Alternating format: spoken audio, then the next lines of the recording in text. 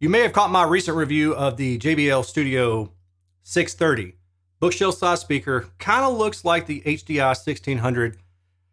What, $700 or so a pair? And frankly, I just wasn't that happy with them. There was a strong mid-range scoop of about 5 or so decibels, depending on where you draw your little line, you know. And overall, I'm just like, what's going on here?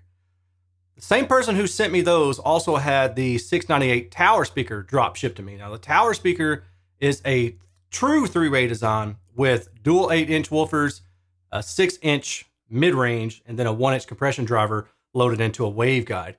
And so the deal is that I first listened to the 630, the bookshelf speaker, and, you know, I did all that stuff, and then I pulled in the 698s and I set them up, and I got to be honest, I was kind of expecting the same thing with more output, right? The dual 8 woofers. I thought, okay, well, I'm probably going to get a little bit lower, going to get a little bit louder, but it's probably going to have that same underwhelming tonal characteristic that the 630s had, at least to my ear. But fortunately, that was not the case. The 698 tower, to me, represents an incredible value. Now, it's not the most linear speaker. It's not the best overall sounding speaker that I've ever heard, but man, it's pretty freaking close. I mean, well, I shouldn't say pretty freaking close to the best I've ever heard, but as far as being an incredible value with good output, good linearity, overall, good neutrality, not perfect, but overall, man, it's right there. So I listened to every track that I could throw at it, you know, just wanting to really see what this thing does. Because at some point I thought, I'm going to break this speaker, not in terms of physically, mechanically breaking it, but breaking the point at which I thought it was a good speaker. Again, I was influenced by the negative bias of the 630, thinking that I must be missing something, you know, but the mid-range sounds like it's there. Doesn't sound like it's missing. The overall trend of the high frequency was there. It wasn't too bright. The only thing that I really ever ran into was I felt like on certain instruments where there's air and some sizzle and some shimmer to, for example, cymbals, it just wasn't quite there. And I thought, well, maybe that's the aiming. You know, I aimed them on axis directly at me, but then I also played around with toning them off axis.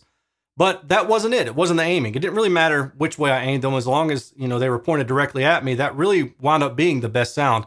Sometimes pointing the speakers away from you works out better. Sometimes pointing them directly at you works out better. In this particular case with the 698 towers, I would recommend pointing them directly at you, maybe slightly off axis, but I would not go the route of lining them up with the wall behind them and pointing them 30 degrees off axis to where they're firing straight out into the room.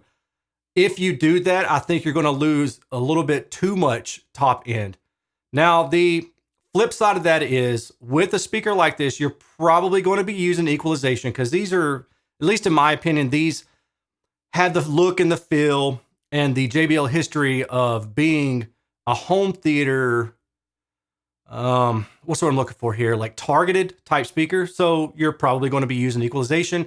If you do that, you can boost up the high end, bring in some of that sparkle, that shimmer, if you need to turn them off axis, or if in general you just find that you're missing that. You can do that reasonably safely without increasing a lot of distortion, because the distortion on the high end of these is super low, but we'll talk a little bit more about that. The radiation pattern on these horizontally is awesome. It's about plus or minus 65 degrees, which is, it's like sliding right into that perfect spot for where I want horizontal width to be.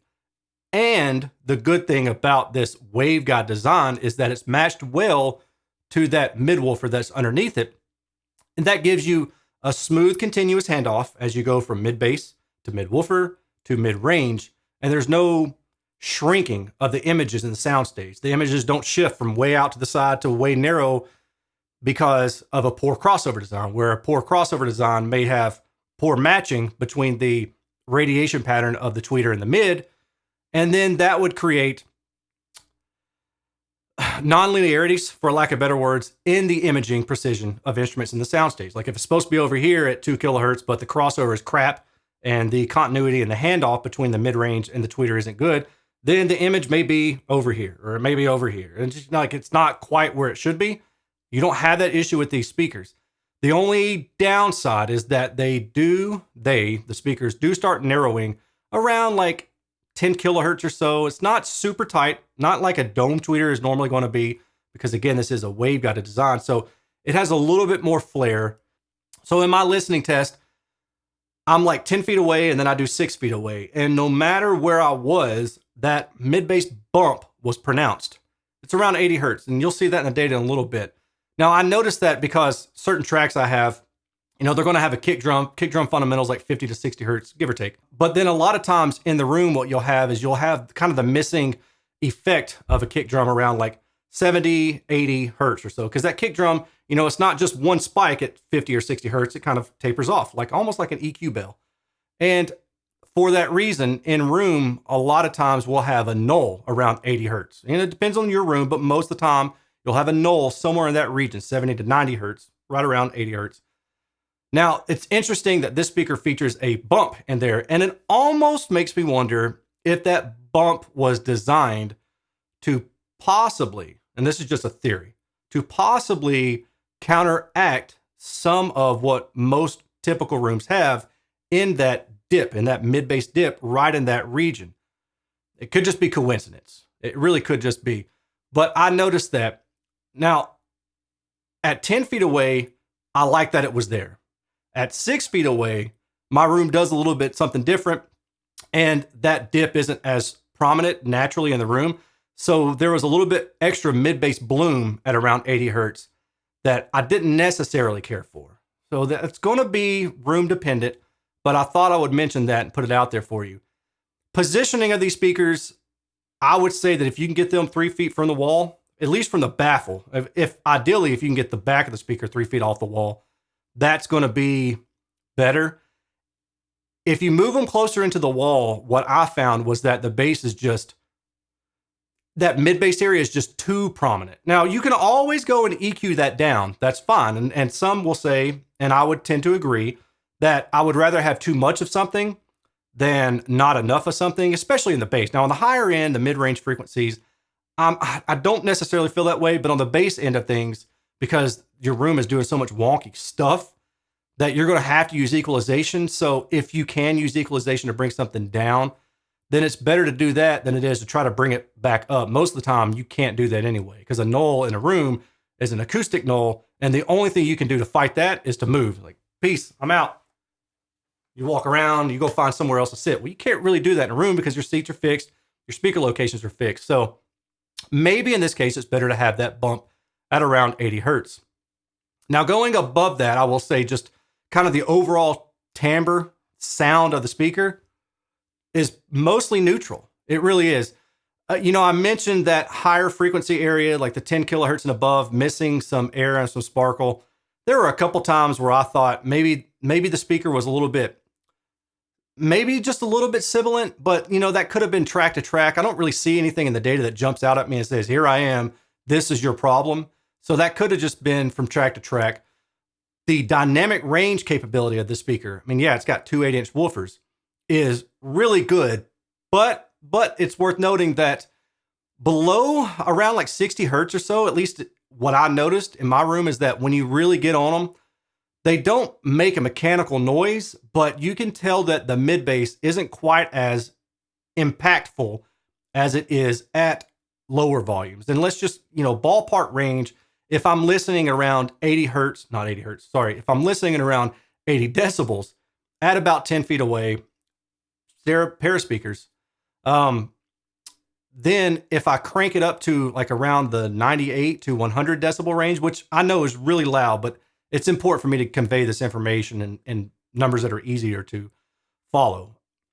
Then what I noticed was that the mid-bass snap and the impact wasn't quite as there on the lower mid-bass end, below about 60 hertz. Now, some people will say subwoofer territory is 30 hertz and below. Some people will say subwoofer territory is 80 hertz and below.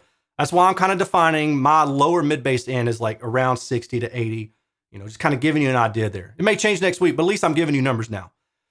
That would really be the only caveat to saying that these things have a lot of output capability. And for that reason, I would definitely recommend you run subwoofers with these. You don't have to run subwoofers with these, but if you want output below about 50 hertz, you are going to need subwoofers with these. Again, going back to the consideration that most people looking at these are going to be buying subwoofers and using them in a home theater, then that kind of makes sense. These speakers retail at about $1,700 per pair, which I think is a good value. I really do.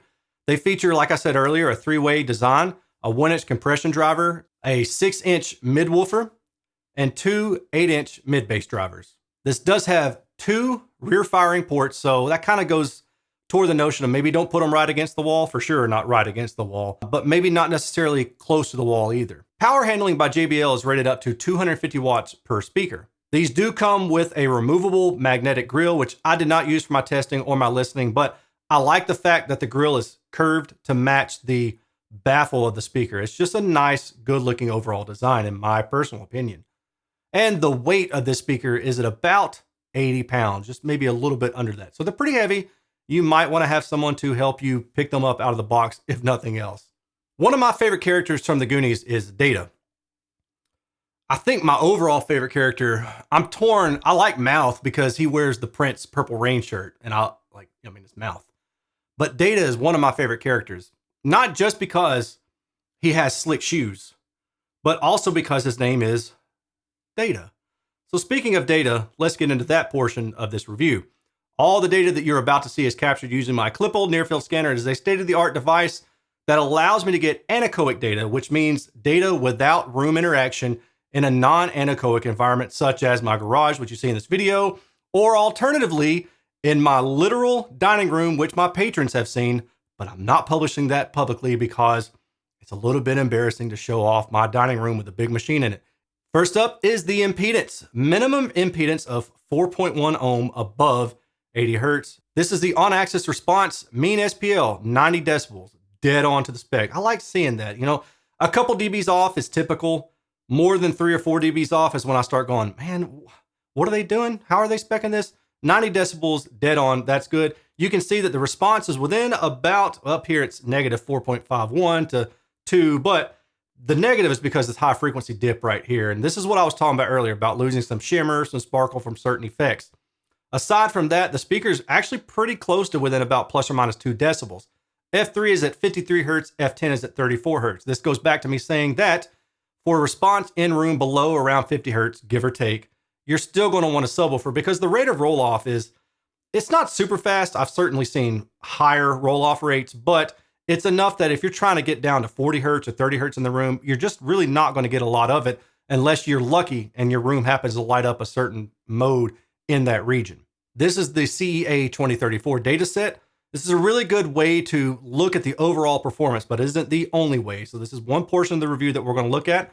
On-axis response, same thing we saw here. Listening window plus or minus 30 degrees to the side, plus or minus 10 degrees up and down. Tracks the on-axis response good. So this green and this black, the fact that they track pretty well is a good sign. It means that the reflections are going to be similar to the direct sound that you're going to listen to.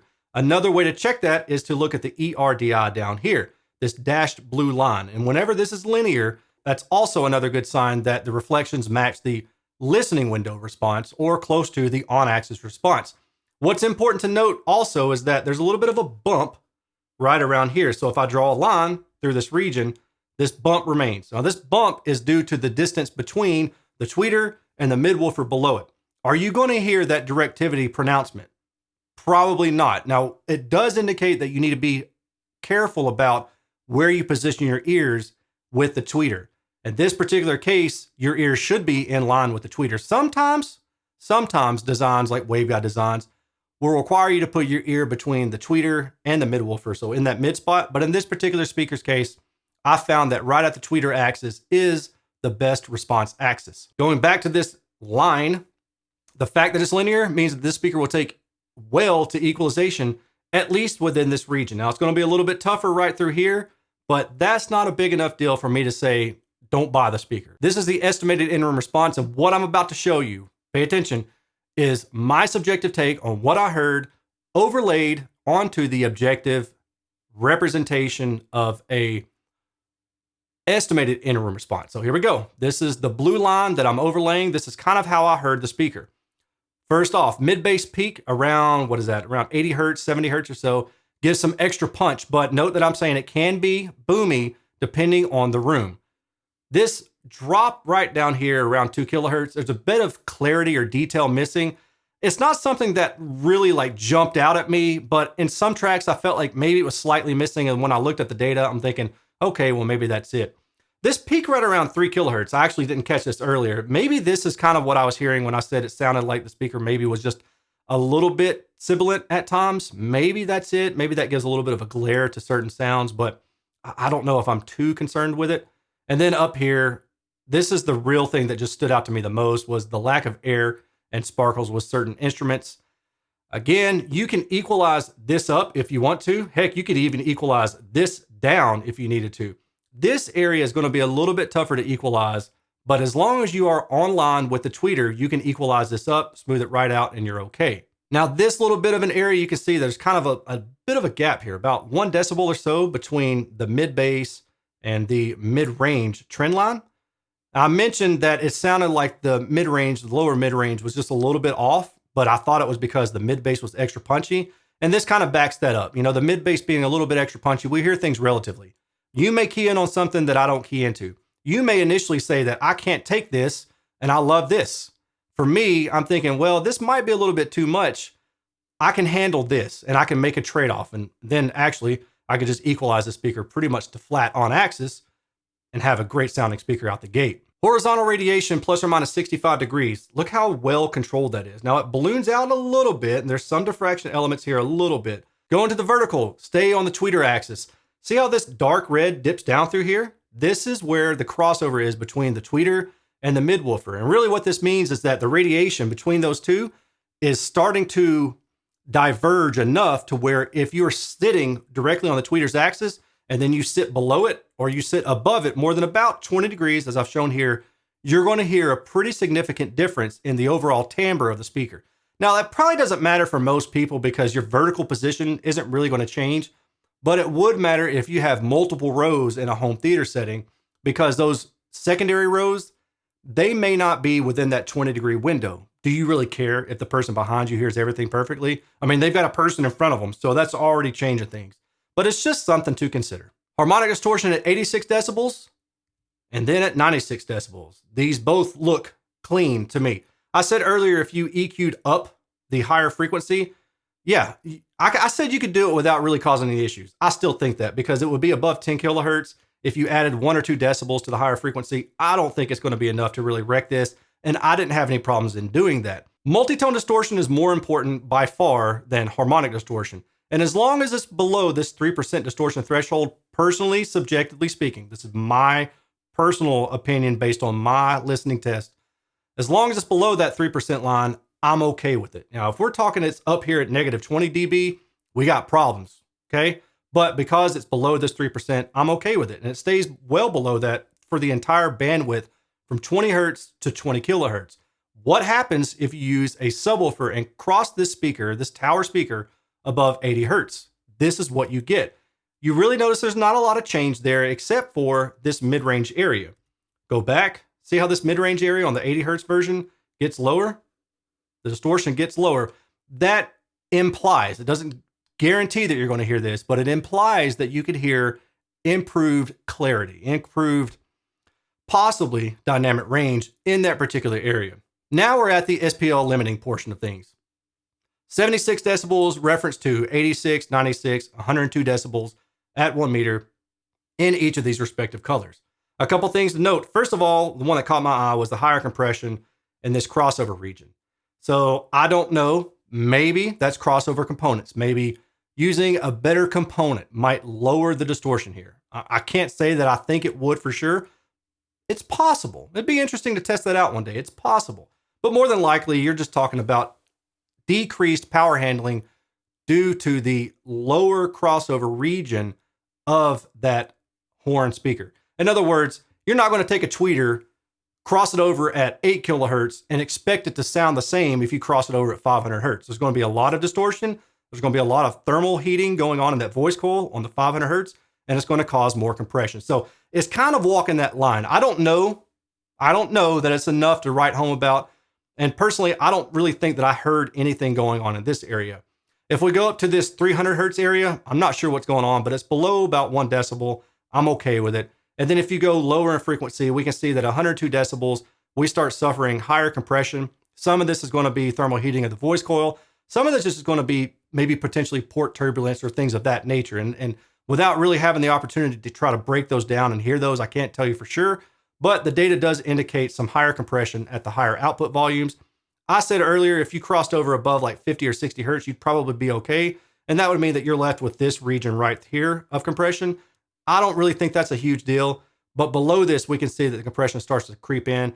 If you're crossing them over at 80 hertz, you're probably still going to be well okay with output capability, which the speaker has plenty of. Now let's talk about a comparison to the big brother, and I say that lightly, JBL HDI 3800. The 3800 is about $4,000 right now on sale to about $6,000, and it just depends on where you buy it, but it is at least 2 to 3 times the price of the Studio 698, which in my opinion makes the Studio 698 kind of a no-brainer buy, but at the same time, the HDI 3800 is objectively still the better speaker.